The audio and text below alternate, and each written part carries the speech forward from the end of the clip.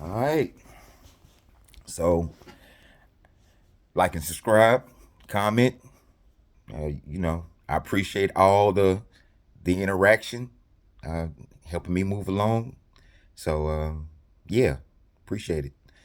So, for this one, I'm going to go on a sort of a nostalgia trip a little bit, and this might be a little lengthy because it's a lot of things that I'm gonna get to.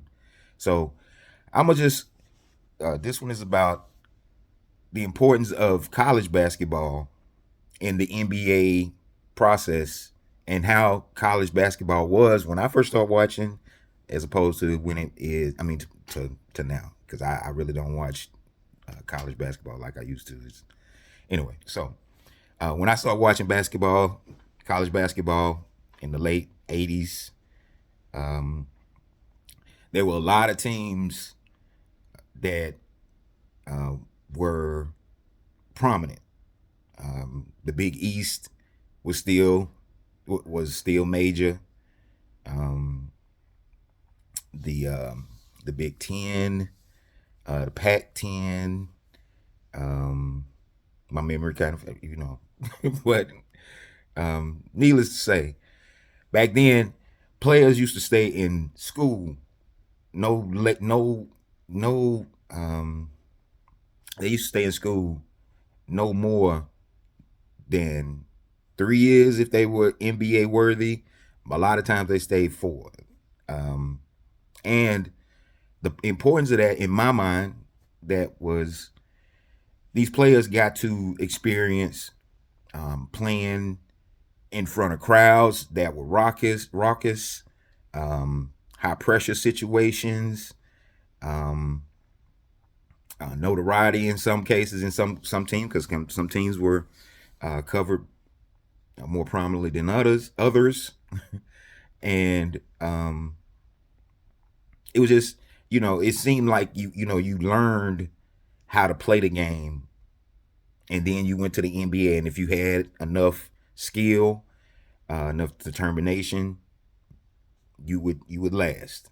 And players coming out of school, they understood the game better, and they were mature. Uh, a lot of teams come to mind, like when I was watching Cincinnati with Nick Van Exel and I can't remember. I remember a little bit. Um, Cincinnati with Nick Van Exel. You had let's see, Georgetown was still kind of like a power a little bit because they had the Kim Mutombo, Lonzo Mourning. One of my favorite teams to watch back in the day was the Syracuse Orangemen. Syracuse had Sherman Douglas, had Derek Coleman, Billy Owens, Stephen. What was his name? He was Stephen. He was not. His number was 32. Stephen. Dang it, I can't remember his name. Dave Johnson. He was a dude from New Orleans. Leaper. Leroy. Um, Dang, what is his name? He used to play for Kentucky. Got transferred from Kentucky. Then he went to Syracuse. He was a big dude. He was alright. Uh, yeah, I don't think he made it to the NBA. Like at first, they thought he was gonna be some kind of player that might go to the NBA, but he didn't go. Um, you had, let's see, oh, UNLV was a major power. Michigan, there's another one. Like the magical run that Michigan went on in 80. Oh man, 89. When they went to the Final Four, Glenn Rice, Terry Mills, um, Glenn Rice, Terry Mills. Who else was on that team? Lloyd Vault, Lloyd Vault.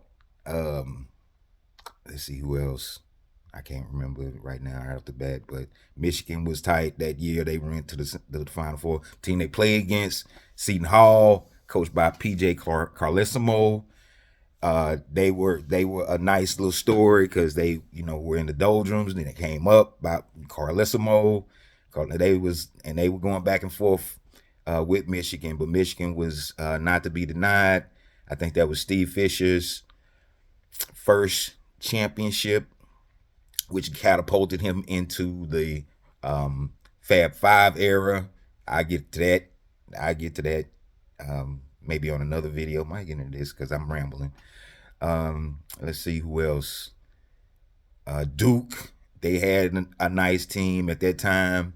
Coach Krzyzewski was the coach that couldn't win it.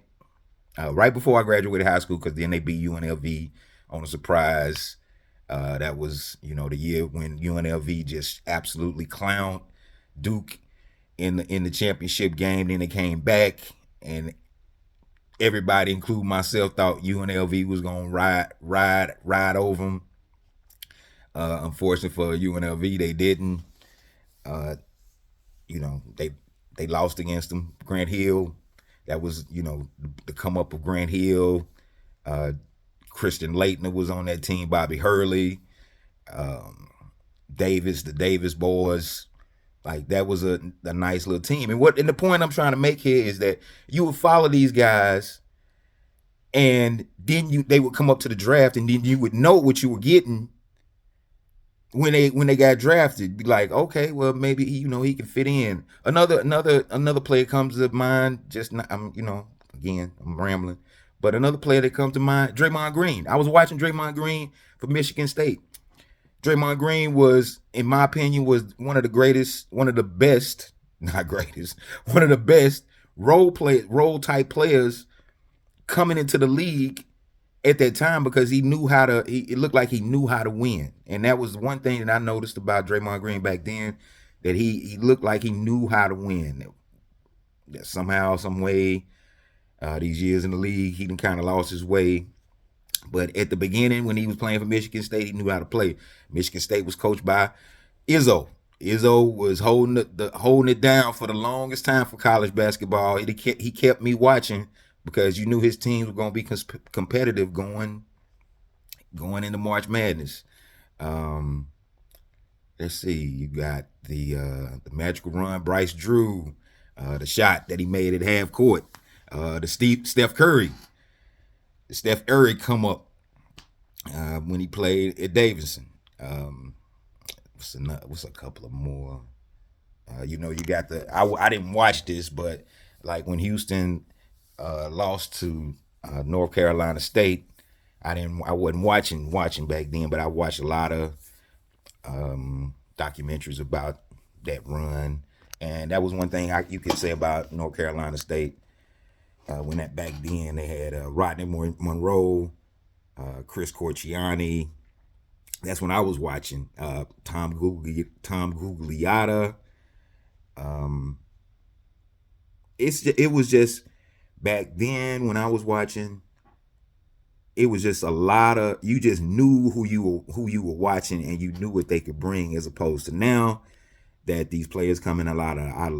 I mean, well, it used to be they were coming out of high school and you didn't know, but now the international players coming in, they'd be like, who is this? Like back when I was watching, when they used to say that they were, like Andrew Gaze, because he came from Australia, played for Seton Hall. Like that was a lot. It was a lot of coaches that was dipping into the international pool back then. Utah comes to mind. When Utah had those teams, Utah had Andre Miller, Michael Doliak, Keith Van Horn. Then what was that Aussie's name? I can't remember his name, but he was mad nice. I thought he might be able to, do something in the league, but unfortunately didn't. He went to Atlanta, and he just faded in obscurity. But that's my quick thoughts on how it was for me when I first started watching basketball, particularly college basketball. And tell me what you think. Peace out.